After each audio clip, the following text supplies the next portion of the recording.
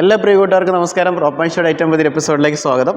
ഇന്ന് നമ്മളുള്ളത് സിട്രോണിൻ്റെ ഒരു വാഹനം നിങ്ങളെ കാണിക്കാൻ വേണ്ടിയാണ്. നമുക്ക് തിരുവനന്തപുരത്തുള്ള ലാമേസൺ സിട്രോണിലാണ് നമ്മളുള്ളത്. അപ്പം ആക്ച്വലി ഈ വാഹനം 2021 മുതൽ നമ്മുടെ ഇവിടെ ഉണ്ട്.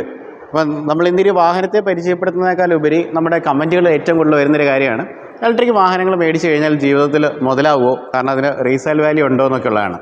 അപ്പം ശരിയാണ്, വാഹനത്തിൻ്റെ വിലയൊക്കെ ഭയങ്കര ടോപ്പ് റേഞ്ചിൽ നിൽക്കുന്നതുകൊണ്ട് 20 ലക്ഷത്തിന് മുകളിലുള്ള വാഹനമൊക്കെ നമ്മൾ ഓടിച്ചു കഴിഞ്ഞാൽ അല്ലെങ്കിൽ റിട്ടേൺ എടുക്കാൻ പറ്റുമെന്നൊക്കെ ഉള്ള ചിന്തിക്കാറുണ്ട്.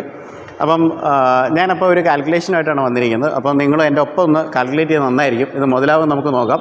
കാരണം ഞാൻ മനസ്സിലാക്കിയെടുത്തോളം കാലം മിക്ക ഇലക്ട്രിക് വാഹനങ്ങളും നമ്മൾ ഓടിച്ച് അതിൻ്റെ ചാറൊക്കെ ഊറ്റിയിട്ട് അതിനെ നമ്മൾ ആക്രിക്ക് കൊടുത്ത് വിറ്റാലും നഷ്ടമില്ലെന്നുള്ളതാണ് മനസ്സിലാക്കുന്നത്. എല്ലാ റേഞ്ച് ഓഫ് വാഹനങ്ങളല്ല. നമ്മളിപ്പം ഉദാഹരണം പറഞ്ഞാൽ ഇപ്പം നമ്മൾ ഐസ് എഞ്ചിനുള്ള വാഹനങ്ങളാണെങ്കിലും ഇപ്പം പ്രീമിയം ആയിട്ടുള്ള മെർസിഡീസ് ആണെങ്കിലും ഓഡി ആണെങ്കിലും BMW ആണെന്ന് പറഞ്ഞാൽ 60 ലക്ഷം 70 ലക്ഷം രൂപയുടെ വണ്ടി മേടിക്കുന്നു.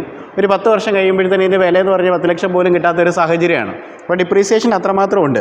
അപ്പം ഇലക്ട്രിക്കിലേക്ക് വരുമ്പോൾ സമയത്തേക്ക് ഇതൊരു വലിയൊരു വാല്യൂയാകുന്നത് മറ്റേതാകുമ്പോൾ പിന്നെ വയ്ക്കാൻ പറ്റും. ഇലക്ട്രിക്കിൻ്റെ അവസ്ഥ എന്താകും, ബാറ്ററി കംപ്ലീറ്റ് പോയി കഴിഞ്ഞാൽ വീണ്ടും 8 ലക്ഷം ആവില്ല 10 ലക്ഷം ആവില്ല എന്നൊക്കെ ചിന്തിക്കുന്നുണ്ട്. അപ്പോൾ അത് വാലിഡ് ആയിട്ടുള്ളൊരു സംശയമാണ്. പക്ഷേ ഇതിനെ എങ്ങനെയാണ് നമുക്കിതിനെ ബാലൻസ് ചെയ്യാൻ പറ്റുമെന്ന് നോക്കാം. അതായത് ഇലക്ട്രിക് വാഹനങ്ങൾ ഏത് കമ്പനി ഇറക്കിയാലും അവർ കൊടുക്കുന്ന ഒരു റേഞ്ച് ഓഫ് അല്ലെങ്കിൽ വാറണ്ടി എന്ന് പറയുന്നത് ഡിഫറൻ്റ് ആണ്. ഇപ്പം നമ്മൾ നോക്കുകയാണെന്നുണ്ടെങ്കിൽ ഇപ്പം ഈ ഒരു വാഹനത്തിന് കൊടുത്തിരിക്കുന്ന 7 വർഷം വാറണ്ടി, അതുപോലെ 1,40,000 കിലോമീറ്റർ ബാറ്ററി സപ്പോർട്ട് ചെയ്യുന്നതാണ് പറയുന്നത്. നമ്മളൊരു കാര്യം മനസ്സിലാക്കേണ്ടത്, കറക്റ്റ് 1,41,000 കിലോമീറ്റർ ആകുമ്പോൾ ഇത് അടിച്ചു പോകുന്നതല്ല നമ്മൾ ചിന്തിക്കേണ്ടതെന്ന് പറഞ്ഞാൽ കുറച്ചും കൂടെ ഒരു ഇത് കിട്ടും. എന്നാലും കമ്പനികൾ കൊടുക്കുന്ന റേഞ്ച് 1,40,000 ആണ് കൊടുക്കുന്നത്.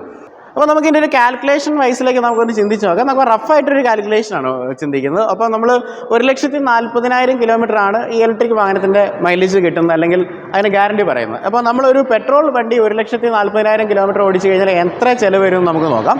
അപ്പോൾ നമ്മൾ സാധാരണ ഒരു പെട്രോൾ വണ്ടിയുടെ മൈലേജ് എന്നൊക്കെ പറഞ്ഞു കഴിഞ്ഞാൽ ഒരു 12 അല്ലെങ്കിൽ 13 ഒക്കെ ആയിരിക്കും. നമുക്കൊരു 15 വെച്ച് കാൽക്കുലേറ്റ് ചെയ്യാം. അപ്പോൾ 1,40,000 ഡിവൈഡ് ബൈ 15 കൊടുത്തു കഴിഞ്ഞാൽ 9,333 രൂപയാണ്, അല്ല 33 ലിറ്ററാണ് നമുക്ക് കിട്ടുന്നത്. അപ്പോൾ ഇപ്പോഴത്തെ തിരുവനന്തപുരത്തെ വിലയൊക്കെ പറഞ്ഞാൽ 110 രൂപയാണ്. അത് നമ്മൾ ഇൻറ്റു, അതായത് നമുക്ക് 9,333 ഇൻറ്റു 110 ചെയ്യുന്ന സമയത്ത് നമുക്ക് കിട്ടുന്നത് 10 ലക്ഷം രൂപയ്ക്ക് എബോവ് ഉള്ളൊരു ഫിഗറാണ് കിട്ടുന്നത്. അതായത് ഈ 1,40,000 കിലോമീറ്റർ ഓടാനായിട്ട് ഒരു IC വണ്ടി, എഞ്ചിനുള്ള വണ്ടിക്ക് 10 ലക്ഷം രൂപ ചിലവാകുമ്പോൾ ഈ ഒരു വാഹനത്തിന് എത്ര രൂപയാണ് ചിലവാകുന്നത് നമുക്ക് നോക്കാം. അപ്പം ഇത് ഈ പറയുന്ന ഇത് ഇവരുടെ രണ്ടാമത്തെ വാഹനമാണ്. 2021 സിട്രോൺ വരുന്നത്. അപ്പോൾ സിട്രോൺ എന്ന് പറയുന്നത് സിട്രോയിൻ, ഈ ഒരു ബ്രാൻഡിനെ കുറിച്ച് പറയാൻ ഒരുപാടുണ്ട്. അത് നമുക്ക് പിന്നീട് സംസാരിക്കാം. നമ്മൾ ഈ കാൽക്കുലേഷനിലേക്ക് മടങ്ങി വരാം. അപ്പം ഈ വാഹനത്തിന് ഒരു ഫുൾ ചാർജിൽ ഇവർ പറയുന്നത് 320 കിലോമീറ്റേഴ്സാണ് റേഞ്ച് പറയുന്നത്. പക്ഷേ ആക്ച്വലായിട്ട് നമ്മൾ ട്രൂ ലൈഫിലെങ്കിൽ നമ്മൾ ഏതെങ്കിലും ബ്രാൻഡ്സ് കൃത്യമായിട്ട് അത്രയും ARA സർട്ടിഫൈഡ് ആയിട്ടുള്ള റേഞ്ച് പറഞ്ഞെങ്കിലും നമുക്ക് റിയൽ ലൈഫിൽ കിട്ടണമെന്നില്ല. അപ്പോൾ ഈ വാഹനം ഇവിടുത്തെ ആൾക്കാരോട് ചോദിച്ച് മനസ്സിലാക്കുമ്പോൾ 250 തൊട്ട് 280 വരെ നമുക്ക് കിട്ടുമെന്നാണ് ഇവർ പറയുന്നത്. ഓക്കെ, അപ്പം ഈ ഒരു വാഹനം ഫുൾ ചാർജിൽ കിട്ടുന്നത്. അപ്പോൾ ഇതിനൊരു ബാറ്ററി നമുക്ക് നോക്കാം. ബാറ്ററിയിലേക്ക് വരുമ്പോൾ 29.7 ആണ് ഇതിൻ്റെ കിലോവാട്ടിൻ്റെ ബാറ്ററിയാണ് ഈ വാഹനത്തിനകത്ത് ഇൻസ്റ്റാൾ ചെയ്തിരിക്കുന്നത്. BYD ആണ് ബാറ്ററി ടെക്നോളജി കൊടുത്തിരിക്കുന്നത്. അപ്പോൾ BYDയുടെ വിശേഷങ്ങളൊക്കെ കഴിഞ്ഞ വീഡിയോയിൽ നിങ്ങൾ കേട്ടതാണ്. 10 ലക്ഷം കിലോമീറ്റർ വരെ ബാറ്ററിക്ക് ഓടുന്ന വണ്ടികളുണ്ട്. അതുപോലെ തന്നെ 5 ലക്ഷമൊക്കെയാണ് അവരുടെ ചില മോഡൽസിന് അവർ കൊടുക്കുന്നത് പറഞ്ഞത്. അപ്പോൾ അതേ ബാറ്ററി തന്നെയാണ് ഇതിൽ വെച്ചിരിക്കുന്നത്. അപ്പം ബാറ്ററിൻ്റെ കാര്യത്തിൽ ടെൻഷൻ അടിക്കേണ്ട കാര്യമില്ല. അപ്പോൾ നമ്മൾ ബാറ്ററി എന്ന് പറയുമ്പോൾ 30 കിലോവാട്ട് എന്നുള്ളൊരു കണക്കൂട്ടിലെടുത്തിരിക്കുക. അതായത് 30 യൂണിറ്റ് കറണ്ട് ഉണ്ടെങ്കിലാണെങ്കിൽ നമുക്ക് ഫുൾ ചാർജ് ചെയ്യാൻ പറ്റുന്നത്. നമ്മൾ നമ്മുടെ ഒരു നാട്ടിലെ ഒരു കൊമേഴ്ഷ്യൽ റേറ്റ് അനുസരിച്ച് നമ്മൾ ചിന്തിക്കുകയാണെങ്കിൽ 7 രൂപയ്ക്കാണ് വരുന്നത്. അപ്പോൾ നമ്മൾ ഒരു ഫുൾ, അതായത് 210 രൂപയാണ് ഒരു ഫുൾ ചാർജിന് വരുന്നത്. ഇനിയിപ്പോൾ അങ്ങോട്ടും ഇങ്ങോട്ടും നോക്കിയിട്ട് 250 രൂപ ഒരു ഫുൾ ചാർജിനാകുന്നെന്ന് കൂട്ടിക്കോ. ഓക്കെ, അങ്ങനെയാണെങ്കിൽ 1 ലക്ഷം കിലോമീറ്റർ, അല്ല അങ്ങനെയാണെങ്കിൽ 1,40,000 കിലോമീറ്റർ ഓടാനായിട്ട് ഈ വാഹനത്തിന് നമുക്ക് ഏകദേശം വരുന്നത് 560ഓളം ഫുൾ ചാർജുകളാണ് വേണ്ടി വരുന്നത്. ഓക്കെ, 560 ഫുൾ ചാർജാണ് ഈ വാഹനത്തിന് വേണ്ടി വരുന്നത്. നിങ്ങൾ കാൽക്കുലേറ്റ് ചെയ്താൽ മതി. അപ്പോൾ 560 ഇൻറ്റു 250 കൊടുത്തു കഴിഞ്ഞാൽ തന്നെ നിങ്ങൾ നോക്കിക്കഴിഞ്ഞാൽ 1 ലക്ഷം രൂപയ്ക്ക് അകത്ത് മാത്രമേ ഈ വാഹനത്തിന് 1.5 അല്ലെങ്കിൽ 1.40 ലാക്ക് കിലോമീറ്റർ ഓടാനായിട്ട് ചിലവ് വരുന്നു എന്നുള്ളതാണ്. നിങ്ങളിതൊന്ന് കാൽക്കുലേറ്റ് നോക്കിയിട്ട് നിങ്ങളൊന്ന് പറയണം. പിന്നെ എഞ്ചിനുള്ളൊരു വണ്ടിയുടെ ഒരു പ്രത്യേകത എന്ന് പറയുമ്പോൾ അതിന് സർവീസ് എല്ലാ 10,000-ലും നമ്മൾ സർവീസ് ചെയ്യണം. എങ്ങനെ പോയെന്ന് പറഞ്ഞാൽ പാർട്സൊക്കെ മാറി 6,000-7,000 രൂപയൊക്കെ ഏറ്റവും ഞാൻ ഉപയോഗിക്കുന്ന ചെറിയ മാരുതിക്ക് പോലും കഴിഞ്ഞ ദിവസം സർവീസ് ചെയ്തപ്പോൾ 7,000 രൂപയോളായി. എന്തെങ്കിലുമൊക്കെ ചേഞ്ചസ് നമ്മൾ വാഹനത്തിനകത്ത് വരുന്ന, അല്ലെങ്കിൽ ഈ പറയുന്ന ലാമോ ബുഷോ ഒക്കെ മാറുന്ന സമയത്ത് അത്രയും പൈസ ആകും. അപ്പോൾ ഇലക്ട്രിക് വാഹനങ്ങളുടെ സർവീസിനെ കുറിച്ച് പറയുമ്പോൾ ഉണ്ടാകുന്ന ഫിഗേഴ്സ് നമുക്ക് നോക്കാം. ഈ ഒരു വാഹനം, അല്ലെങ്കിൽ ഈ നമ്മുടെ സിട്രോണിൻ്റെ വാഹനം എന്നൊക്കെ പറഞ്ഞാൽ ഫസ്റ്റ് സർവീസിനാകുന്ന ഒരു 500 രൂപ, അത് കണക്ക് കൂട്ടണ്ട. പക്ഷേ റെഗുലർലി ഉള്ള എല്ലാ 15,000 അല്ലെങ്കിൽ 20,000 കിലോമീറ്റേഴ്സിലൊക്കെയുള്ള സർവീസ് വരുന്ന സമയത്ത് നമുക്ക് ആകുന്ന 1,500 മുതൽ 2,000 രൂപ വരെ ആകുന്നുള്ളൂ. അപ്പം ഒരു ഇലക്ട്രിക് വണ്ടിയും IC അല്ലെങ്കിൽ ഇൻറ്റേർണൽ കമ്പസ്റ്റൻ ഉള്ള ഒരു വാഹനം തമ്മിലുള്ള വാഹനത്തിന് ഫ്യൂവൽ കോസ്റ്റും മെയിൻ്റനൻസ് കോസ്റ്റും താരതമ്യേന ചെയ്യുമ്പോൾ ഭയങ്കരമാണ്. അപ്പോൾ ഇപ്പോഴും നിങ്ങൾ ചിന്തിക്കും ഈ വാഹനത്തിൻ്റെ വില എന്നാലും ഒരു കൺസ്ട്രെയിൻ്റ് അല്ലേ എന്ന് ചിന്തിക്കും. ഈ ഒരു വാഹനം നമുക്ക് 3 വേരിയൻസിനാണ് കിട്ടുന്നത്. അപ്പോൾ അതിനകത്ത് ലിവ്, അതുപോലെ ഫീൽ, അതുപോലെ തന്നെ ഷൈൻ, അങ്ങനെ 3 വേരിയൻസ് ആണ്. ഏറ്റവും ടോപ്പ് എൻഡ് ആയിട്ടുള്ള ഷൈനാണ് കാണുന്നത് നമ്മുടെ ഇവിടെ ഉള്ളത്. അപ്പം ഇതിൻ്റെ ഏറ്റവും ബേസ് വേരിയൻ്റ് ആയിട്ടുള്ള ഇതിനകത്ത് കുറച്ച് ഫീച്ചേഴ്സിന് വ്യത്യാസമുള്ള, അല്ല റേഞ്ചിൻ്റെ വ്യത്യാസമൊന്നുമില്ല കേട്ടോ. ഇതിൻ്റെ ബേസ് വേരിയൻറ്റിന് 320 കിലോമീറ്ററാണ് ഇവർ പറയുന്നത്. 250ഓളം നമുക്ക് കിട്ടും. അതിന് ഏകദേശം വരുന്നത് ഒരു 13,20,000 രൂപയോളാണ് ഈ വാഹനത്തിൻ്റെ ഒരു ഓൺ റോഡ് പ്രൈസായിട്ട് നമുക്ക് കിട്ടുന്നത്. ഇതിലേക്ക് വരുമ്പോൾ 14,80 ആയിരിക്കും വാഹനത്തിൻ്റെ റേറ്റ് വരുന്നത്. അപ്പം നിങ്ങൾ ചിന്തിച്ചേ, പെട്രോളിൻ്റെ ഒരു ഇത് വെച്ച് ഞാൻ പറയുന്ന സമയത്ത് മറ്റേതിന് നമുക്ക് പ്രത്യേകിച്ച് നമുക്ക് സോളാർ എനർജിയും കൂടെ വീട്ടിലുണ്ടെന്നുണ്ടെങ്കിൽ കറണ്ടിന് 5 പൈസ ചിലവാകുന്നില്ല. നേരത്തെ പറയുന്ന 1 ലക്ഷം രൂപ ഇതിന് ഈ ഒരു ഇലക്ട്രിക്കിലേക്ക് വരുന്ന സമയത്ത് 90,000 അല്ലെങ്കിൽ 1 lakh എന്ന് പറയുന്നത് വീണ്ടും ഗണ്യമായിട്ട് കുറയും എന്നുള്ളതാണ് ഏറ്റവും വലിയൊരു പ്രത്യേകത എന്ന് പറഞ്ഞാൽ. അപ്പോൾ ആ സമയത്ത് ഈ 13 ലക്ഷം രൂപയുടെ വണ്ടി നമ്മൾ 8 വർഷം നമ്മൾ ഓടിച്ചിട്ട് നമുക്ക് അത്രയും തന്നെ ഫ്യൂൽ കോസ്റ്റ് ഉണ്ടെന്നുണ്ടെങ്കിൽ പിന്നെ ഇത് പൊളിച്ച് വെക്കുന്നതിൽ എന്താണ് കുഴപ്പം? ഞാൻ പറഞ്ഞതിനകത്ത് എന്തെങ്കിലും ഡിസ്ക്രിപ്പൻസീസ് അല്ലെങ്കിൽ ഞാൻ പറയുന്നതിനകത്ത് എന്തെങ്കിലും വ്യത്യാസം ഉണ്ടെങ്കിൽ നിങ്ങൾക്ക് കമൻറ്റ് ചെയ്യണം. വരെ ഒരു ചർച്ചയ്ക്കാണ്. ഇപ്പം എനിക്ക് എൻ്റെ മനസ്സിൽ തോന്നിയൊരു ആശയം നിങ്ങളോട് പങ്കുവെക്കുന്നതേ ഉള്ളൂ. ഇനി നമ്മളിപ്പോൾ സംസാരിക്കാൻ പോകുന്ന ഈ ഒരു വെഹിക്കിളിനെ കുറിച്ചാണ്. അപ്പം സിട്രോയിൻ എന്ന് പറയുന്ന ഒരു കമ്പനിയെക്കുറിച്ച് ഞാൻ കൂടുതലായിട്ട് പറയേണ്ട എല്ലാ വീഡിയോസിലും ഞാൻ ഭയങ്കര ഡീറ്റെയിൽഡ് ആയിട്ട് പറയുന്നുണ്ട്. ഒരുപാട് പ്രത്യേകതകളുള്ള കമ്പനിയാണ്. 1919 സ്റ്റാർട്ട് ചെയ്തിരിക്കുന്ന ഒരു കമ്പനിയാണ്. ഒരു 100 വർഷത്തിൽ മുകളിലുള്ള പൈതൃകമുള്ളൊരു കമ്പനിയാണ്. ആൻഡ്രോ സിട്രോ ഗുസ്റ്റർ എന്ന് പറഞ്ഞ ഒരാളാണ് സ്റ്റാർട്ട് ചെയ്തിരിക്കുന്നത്. അപ്പം ഇതിൻ്റെ സിമ്പിളിനെ കുറിച്ചൊക്കെ ഞാൻ പറഞ്ഞതാണ്. ലൈക്ക് നമ്മുടെ ഷെവറോൺ സിമ്പിൾസ്, ലൈക്ക് ഈ വാഹനങ്ങളുടെ ഗിയറിനകത്ത് വരുന്ന ഒരു ഷെവറോൺ സിമ്പിളാണ് വരുന്നത്. പിന്നെ ഒരുപാട് പ്രത്യേകതയുണ്ട്. ഇപ്പം ഒരുപാട് വേൾഡ് റേസുകൾ WRCയിലൊക്കെ 8 പ്രാവശ്യമൊക്കെ ടൈറ്റിൽ വിന്നർ ആയതാണ്, പ്രത്യേകിച്ചും ഈ ഓട്ടോ മേക്കേഴ്സ് എന്ന നിലയിൽ. അതുപോലെ പല മത്സരങ്ങളും സമ്മാനം നേടിയ ഒരു കമ്പനിയാണ്. അതുപോലെ നമുക്കറിയാം വേൾഡിൻ്റെ ഫാഷൻ ക്യാപിറ്റലായിട്ടുള്ള ഫ്രാൻസിൽ നിന്നൊരു പ്രൊഡക്റ്റാണ്. അപ്പം ഞാൻ എല്ലാ വീഡിയോസിനകത്ത് ഞാൻ പറയുന്നതാണ് ഫ്രാൻസിലെ ഒരു പ്രൊഡക്റ്റ് എന്ന് പറയുമ്പോൾ, കാരണം അവരാണ് ഒരു ഫാഷൻ ഡിസൈൻ ചെയ്യുന്നത്. ലോകത്തെ ഫാഷൻ കൊണ്ട് അല്ലെങ്കിൽ ലോകത്തെ ഫാഷൻ പഠിപ്പിക്കുന്ന ഒരു സ്ഥലമാണ് അവരെന്ന് പറഞ്ഞത്. അപ്പം അവരുടെ വാഹനമാണ് ഈ പറയുന്ന സിട്രോയിൻ എന്ന് പറയുന്നത്. പിന്നെ നേരത്തെ പറഞ്ഞ ബാറ്ററി ടെക്നോളജി BYD പോലെ ജയൻസ് ആണ് കൊടുത്തിരിക്കുന്നത്. അപ്പോൾ ഈ ഒരു വാഹനത്തെക്കുറിച്ച് പറയുകയാണെന്നുണ്ടെങ്കിൽ ലൈക്ക് ഈ ഒരു വാഹനത്തിൻ്റെ വേറൊരു പ്രത്യേകത എന്ന് പറയുന്നത്, ഈവൻ ഈ സിട്രോയിൻ എന്ന് പറഞ്ഞ ബ്രാൻഡാണ് ശരിക്കും റോൾസ് റോയ്സിന് പോലും ഒരു കാലത്ത് ഹൈഡ്രോ ഇനോമാറ്റിക് ആയിട്ടുള്ള സസ്പെൻഷൻസ് കൊടുത്തിരിക്കുന്നത്. ലൈക്ക് നമുക്കൊരു ഒഴുകുന്ന പറക്കുന്ന പരവതാനി എന്നൊക്കെ പറയുന്ന ഒരു ഫീലിലുള്ളൊരു സസ്പെൻഷൻ ആയിരിക്കും. നമ്മുടെ ഈ അലൗദ്ദീൻ കഥകളിനകത്തൊക്കെ പറയുന്ന പോലെ ജാസ്മിനും അതുപോലെ അലൗദ്ദീനും ഒക്കെ ഒരു പറക്കുന്ന കാർപ്പറ്റിലാണ് ഇവരിങ്ങനെ സഞ്ചരിക്കുന്നത്. അതേ ഫീലാണ് ഈ വാഹനത്തിന് പറയുന്നത്. അപ്പം ഈ പറയുന്ന പോലെ റോൾസ് റോയ്സ് പോലെ ഒരു ബ്രാൻഡ് പോലും ഇവരുടെ അടുത്ത് നിന്ന് സസ്പെൻഷൻസ് സ്വീകരിക്കണം എന്നുണ്ടെങ്കിൽ ഇവർ പിന്നെ വേറൊരു കാര്യം എന്ന് പറഞ്ഞാൽ വേൾഡിൽ ആദ്യമായിട്ട് ഒരു മാസ് പ്രൊഡക്ഷൻ ഫ്രണ്ട് എഞ്ചിൻ അല്ലെങ്കിൽ ഫ്രണ്ട് വീൽ ഡ്രൈവ് ആയിട്ടുള്ള വാഹനങ്ങൾ ഇറക്കിയ ഒരു കമ്പനിയാണ്. വേറൊരു കാര്യം എന്ന് പറഞ്ഞു കഴിഞ്ഞാൽ ഡിസ്ക് ബ്രേക്കുകൾ, നമ്മളിന്ന് കൊട്ടി ഒഴിച്ചിരിക്കുന്ന ഡിസ്ക് ബ്രേക്കുകൾ ആദ്യമായിട്ട് കൊണ്ടുവന്നൊരു ബ്രാൻഡിങ് കൊണ്ടാണ് സിട്രോയിൻ എന്ന് പറയുന്നത്. അപ്പോൾ അവരുടെ ഇലക്ട്രിക് വാഹനം എന്ന് പറയുമ്പോൾ എന്തുമാത്രം പ്രത്യേകതയുള്ളതായിരിക്കും അല്ലേ. നമ്മൾ ഇന്നത്തെ കാലത്ത് മിക്ക വാഹനങ്ങൾക്കും ഭയങ്കര ഗിമിക്സ് ഒക്കെ ആയിരിക്കും കൂടുതലെന്നൊക്കെ പറഞ്ഞു കഴിഞ്ഞാൽ. കാരണം വെച്ചാൽ കൂടുതൽ ഇപ്പം കുറച്ച് ആംബിയൻ ലൈറ്റിംഗ് ഉണ്ടെന്നുണ്ടെങ്കിൽ അതൊരു വലിയ ഫീച്ചറാണ്. ഇപ്പോൾ ഡിസ്പ്ലേയുടെ സൈസ് കൂടി കഴിഞ്ഞാൽ അതൊരു വലിയ ഫീച്ചറാണ്, ശരിയാണ്, ഓക്കെ. പക്ഷേ ഇവരെ സംബന്ധിച്ചോളം എന്നൊക്കെ പറയുമ്പം വണ്ടിയിലുള്ള ഒരു ഡ്യൂറബിലിറ്റി അല്ലെങ്കിൽ വണ്ടി ഈ പറയുന്ന പോലെ എത്ര ബ്യൂട്ടിഫുൾ ആക്കാമോ അല്ലെങ്കിൽ കുറച്ച് ആൾക്കാർക്കൊരു വാല്യൂ ഫോർ മണി ആക്കാമോ ആ രീതിയിലാണ് ഇവരിത് ചെയ്തിരിക്കുന്നത്. നമുക്കിതിൻ്റെ ബേസിക് ഫീച്ചേഴ്സ് നമുക്ക് നോക്കാം. ഇതൊരു ഹാച്ച് ബാക്ക് ആയിട്ട് വരുന്നൊരു സെഗ്മെൻറ്റിൽ വരുന്നൊരു വണ്ടിയാണ്. അപ്പം പക്ഷേ നമ്മൾ നോക്കിക്കഴിഞ്ഞാൽ അത്യാവശ്യം നല്ല മാസീവായിട്ടുള്ള സൈസുള്ളൊരു വാഹനം കൂടെ തന്നെയാണ്. അതുപോലെ തന്നെ നമുക്കിതിൻ്റെ ഒരു ഈ ബോണറ്റിലേക്കൊക്കെ വരുന്ന സമയത്ത് ഇതിനകത്തുള്ള ഒരു കട്ടുകളും കർവുകളൊക്കെ ഭയങ്കര രസമാണ് കണ്ടിരിക്കാനായിട്ട്. ഇത് നമുക്ക് അകത്തുനിന്ന് ഇരിക്കുന്ന സമയത്ത് നമുക്ക് സീറ്റിൻ്റെ ഒരു ഡ്രൈവബിലിറ്റി വെച്ച് നോക്കുന്ന സമയത്ത് നമുക്ക് ഈ ഒരു കട്ട്സും കർവൊക്കെ വണ്ടിയുടെ ജഡ്ജ്മെൻറ്റിന് കുറച്ചുകൂടെ ഈസിയാവും. ലോഗോയെക്കുറിച്ച് ഞാൻ പറഞ്ഞായിരുന്നു. അതുപോലെ തന്നെ നമുക്ക് DRLs നമുക്ക് ഫ്രണ്ടിൽ കാണാനായിട്ട് പറ്റും. അതുപോലെ തന്നെ നമുക്ക് ഫ്രണ്ടിൽ ലാംപ്സ് കൊടുത്തിട്ടുണ്ട്. നമുക്കത് പ്രൊജക്ടറായിട്ടൊന്നുമല്ല വരുന്നത്, ആ ഒരു ക്ലാസിക്കൽ ടച്ചിലുള്ള ഈ പറയുന്ന പോലെ നമുക്ക് നോർമലായിട്ട് വരുന്ന ബൾബ്സും കാര്യങ്ങളൊക്കെ കൊടുത്തിട്ടുണ്ട്. ഫ്രണ്ടിലൊക്കെ ആണെങ്കിലും നമുക്കിത് മൊത്തം 7 കളേഴ്സിലാണ് നമുക്ക് വാഹനം നമുക്ക് ഈ ഒരു ഡ്യുവൽ ടോണിൽ കിട്ടുന്ന 4 സിംഗിൾ ടോൺ കളേഴ്സും നമുക്ക് വാഹനത്തിനകത്തുണ്ട്. ഫ്രണ്ടിലെ എയർ ഡാംസിനൊക്കെ ഒരു പ്രത്യേക ടൈപ്പിലുള്ള ഒരു ഡിസൈൻസും കാര്യങ്ങളൊക്കെയാണ് കൊടുത്തിരിക്കുന്നത്. അപ്പോൾ ഞാൻ ഇതിനെക്കുറിച്ച് കൂടുതൽ പറയാത്തതെന്ന് പറഞ്ഞാൽ നിങ്ങൾ കുറച്ചൊക്കെ വണ്ടി റോഡിൽ കണ്ടു കാണുമായിരിക്കും. പിന്നെ കുറച്ച് നാളുകൾക്ക് മുമ്പ് ഇറങ്ങിയിരുന്ന വണ്ടിയാണ്. എന്നാലും ഇലക്ട്രിക് എടുക്കുന്ന സമയത്ത് എന്തുകൊണ്ട് നമുക്ക് ഇതിപ്പോൾ ഒരു എൻട്രി സെഗ്മെൻറ്റ് ഇലക്ട്രിക് വാഹനമാണെന്നും പറയാം. അപ്പോൾ എന്തുകൊണ്ട് സിട്രോൺ കൺസിഡർ ചെയ്തുകൂടെ എന്നുള്ളതാണ് നമ്മുടെ ഒരു ക്വസ്റ്റ്യൻ എന്ന് പറയുന്നത്. നമ്മൾ സൈഡ് പ്രൊഫൈലിലേക്ക് പോകുന്ന സമയത്ത് നമ്മുടെ കണ്ണിലേക്ക് വരുന്ന ടയേഴ്സ് തന്നെയാണ്. പ്രത്യേകിച്ച് ഡയമണ്ട് കട്ട് അലോയിൽസ് ആണ് കൊടുത്തിരിക്കുന്നത് പറഞ്ഞാൽ 15 ഇഞ്ചിൻ്റെ പ്രൊഫൈലാണ് വരുന്നത്. ഫ്രണ്ടിൽ ഡിസ്കുകളും ബാക്കിൽ ഡ്രം ബ്രേക്സ് ആണ് കൊടുത്തിരിക്കുന്നത്. പിന്നെ വാഹനത്തിൻ്റെ സസ്പെൻഷനെ കുറിച്ച് പറയുകയാണെന്നുണ്ടെങ്കിൽ നേരത്തെ ഞാൻ പറഞ്ഞിരുന്നു ഇൻട്രൊഡക്ഷനകത്ത് റോൾസ് റോയ്സിനൊക്കെ ഹൈഡ്രോ ന്യൂമാറ്റിക് സസ്പെൻഷൻ കൊടുത്തിരുന്ന കമ്പനിയാണ്.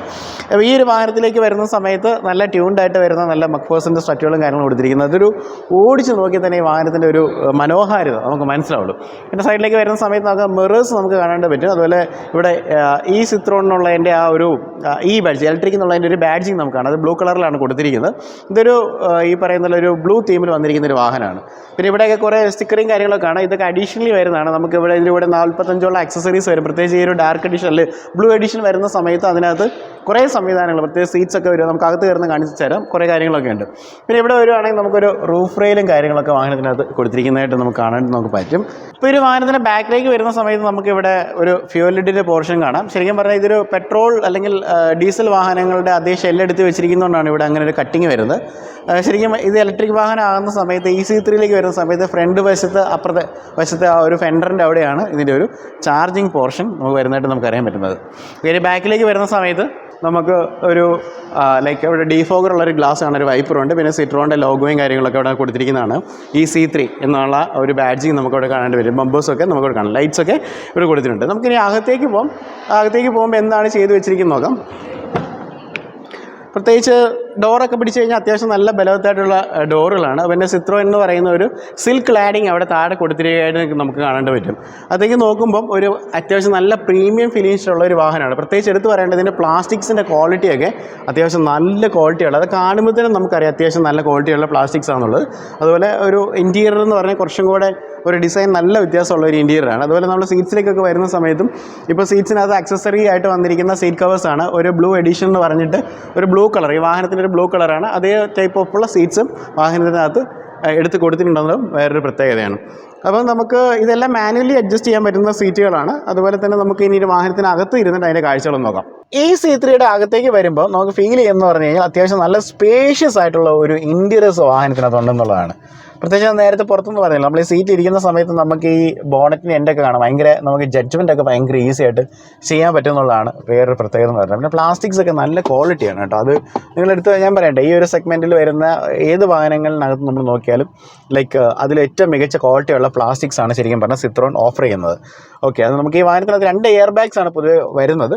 അപ്പോൾ അതുപോലെ തന്നെ ഓരോ ഡിസൈൻ എലമെൻറ്റ്സ് AC-യുടെ ഒക്കെ ആണ് നമുക്കിവിടെ കാണേണ്ടത് നമുക്ക് സാധിക്കും. ഇവിടെ ഒരു 10.25 ഇഞ്ചിൻ്റെ നമുക്ക് സ്ക്രീൻ കാണാം. ഇതിനകത്ത് നമുക്കറിയാം വയർലെസ്ലി നമുക്ക് ആൻഡ്രോയിഡ് ഓട്ടോ അതുപോലെ ആപ്പിൾ കാർപ്ലേ കണക്ട് ചെയ്യാൻ പറ്റുന്ന ഒരു സ്ക്രീനാണ്. പിന്നെ മൈ സിത്രോൺ എന്ന് പറഞ്ഞൊരു ആപ്പ് ഉണ്ട്. ഏകദേശം 45ഓളം കണക്റ്റഡ് ആയിട്ട് വരുന്ന ഫീച്ചേഴ്സ് വാഹനത്തിനകത്ത് പ്രൊവൈഡ് ചെയ്തിട്ടുണ്ട്. ഇതിൻ്റെ ഇൻസ്ട്രുമെൻറ്റ് പാനൽ എന്നൊക്കെ പറഞ്ഞു കഴിഞ്ഞാൽ ഇപ്പോഴത്തെ വാഹനങ്ങളെ പോലെ ഭയങ്കര ഡിസ്പ്ലേ കൊണ്ട് വലുതായിട്ട് നിറച്ചിരിക്കുകയല്ല. അതിനകത്തൊരു മോണോട്ടോൺ ആയിട്ട് വരുന്ന ഒരു ഡിസ്പ്ലേ വാഹനത്തിനകത്ത് പ്രൊവൈഡ് ചെയ്തിട്ടുണ്ട്. സ്റ്റിയറിംഗ് വീലിനെ കുറിച്ച് പറയുകയാണെന്നുണ്ടെങ്കിൽ നമുക്കൊരു ഡീ കട്ട് സ്റ്റിയറിംഗ് വീലാണ് വരുന്നത്. ലെതർ റാപ്ഡ് ആണ് വരുന്നത്. അതുപോലെ ഈ ഒരു വശത്തേക്ക് വരികയാണെങ്കിൽ ഓഡിയോ കൺട്രോൾസും കാര്യങ്ങളൊക്കെയാണ് വരുന്നത്.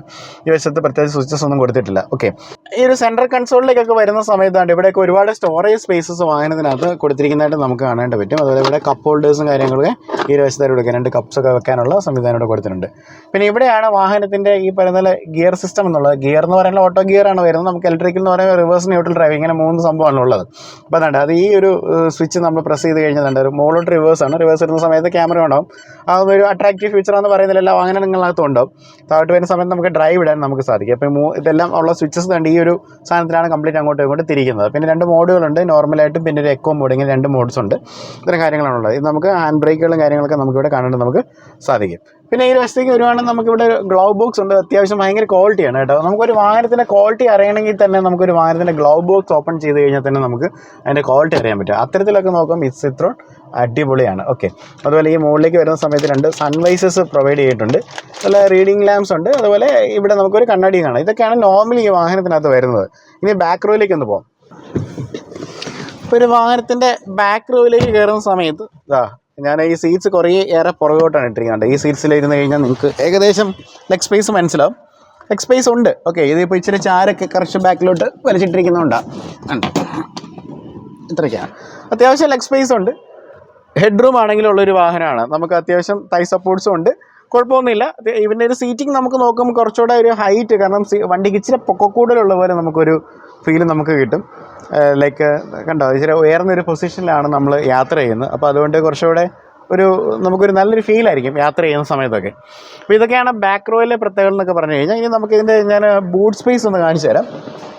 315 ലിറ്ററിൻ്റെ ബൂട്ട് സ്പേസ് ആണ് നമുക്ക് ഈ വാഹനത്തിനകത്ത് അവൈലബിൾ ആയിട്ടുള്ളത്. ഓക്കെ, അതുപോലെ തന്നെ ഈ വാഹനത്തിനകത്ത് നമുക്ക് ചാർജിങ് യൂണിറ്റും കാര്യങ്ങളൊക്കെ നമുക്ക് കാണാനായിട്ട് നമുക്ക് സാധിക്കും. വാഹനത്തിൻ്റെ ചാർജിങ്ങിനെ കുറിച്ച് പറയുമ്പോൾ നമുക്ക് എടുത്ത് പറയേണ്ട ഒരു കാര്യം എന്ന് പറഞ്ഞാൽ 30 കിലോവാട്ടിൻ്റെ ഒരു ബാറ്ററിയാണ് വാഹനത്തിനുള്ളത്. Fast charging DC charging available ആണ്. 57 മിനിറ്റ് കൊണ്ട് തന്നെ വാഹനം നമുക്ക് ഫുള്ളായിട്ട് ചാർജ് ചെയ്യാനായിട്ട് വരും. 80% നമുക്ക് ചാർജ് ചെയ്യാനായിട്ട് നമുക്ക് സാധിക്കും എന്നുള്ളതാണ്. പിന്നെ നമുക്ക് ഇതിൻ്റെ കൂടെ കിട്ടുന്ന 3.3 കിലോവാട്ടിൻ്റെ ചാർജറാണ്. അതാകുന്ന സമയത്ത് 10 മണിക്കൂറൊക്കെ എടുത്തായിരിക്കും നമുക്ക് ചാർജ് ചെയ്യാനായിട്ട് സാധിക്കുന്നത്. അപ്പോൾ അത്രയും കാര്യങ്ങളൊക്കെയാണ് ഉള്ളത്. അപ്പോൾ നമ്മൾ ഈ ഒരു വാഹനത്തിൻ്റെ വിലയെക്കുറിച്ചൊക്കെ നമ്മൾ ഏകദേശം പറഞ്ഞു കഴിഞ്ഞു. അപ്പോൾ നമുക്ക് ഈ പറയുന്ന വേരിയൻസ് ഒക്കെ വരുമ്പോഴെങ്കിൽ 15 ലക്ഷം രൂപയ്ക്ക് അകത്താണ്. 4,80,000 ഒക്കെയാണ് വരുന്നത്. ബേസ് വേരിയൻറ്റിലേക്ക് വരുന്ന സമയത്ത് നമുക്ക് ഏകദേശം 3,21,000 രൂപയ്ക്കൊക്കെ നമുക്ക് 13,21,000 രൂപയ്ക്കൊക്കെ നമുക്കൊരു വാഹനം കിട്ടും.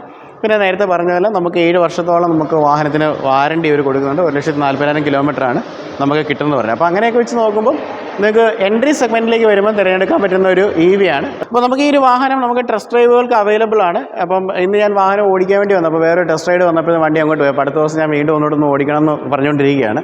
അപ്പോൾ ഈ ഒരു പ്ലേസ് വരുന്നത് പറഞ്ഞാൽ തിരുവനന്തപുരത്ത് തന്നെ NH66 നമ്മൾ ഹൈവേയിലാണ് വരുന്നത്. ലുലുമാളിനടുത്ത് കരിക്കം എന്ന് പറഞ്ഞൊരു സ്ഥലമാണ്. ആ സ്ഥലത്ത് ലേമേസൺ സിട്രോൺ. അവർ നമ്പേഴ്സ് ഞാൻ താഴെ കൊടുത്തേക്കാം. തീർച്ചയായിട്ടും ഞാൻ പറഞ്ഞില്ലേ, നമ്മൾ ഒരു എൻട്രി സെഗ്മെൻറ്റ് ഇലക്ട്രിക് വാഹനം വാങ്ങിക്കാനായിട്ട് നിങ്ങൾ പ്ലാൻ ചെയ്യുന്ന സമയത്ത് ഈ ഒരു ഓപ്ഷനും കൂടെ മനസ്സിൽ വയ്ക്കുക. അപ്പോൾ ഇതൊന്ന് ഓടിച്ച് നോക്കി വണ്ടിയുടെ യാത്രാസുഖം നിങ്ങളൊന്ന് ഫീൽ ചെയ്യുക. അപ്പം അത് ഫീൽ ചെയ്ത് കഴിഞ്ഞപ്പം നിങ്ങൾ വേറെ ഏത് വണ്ടി ഓടിക്കുമ്പോഴും നിങ്ങൾക്കൊരു ഡിഫറൻസ് അതിനകത്ത് ഫീൽ ചെയ്യും. എന്നിട്ട് നിങ്ങൾക്ക് വർക്ക്ഫുൾ ആയിട്ടുള്ളൊരു സംഭവം നിങ്ങൾ സെലക്ട് ചെയ്യാമെന്ന് മാത്രമേ പറയാനുള്ളൂ. അപ്പോൾ പുതിയൊരു വീഡിയോ കണ്ടുമുട്ടാം. So this is Robin signing off from Rob my show.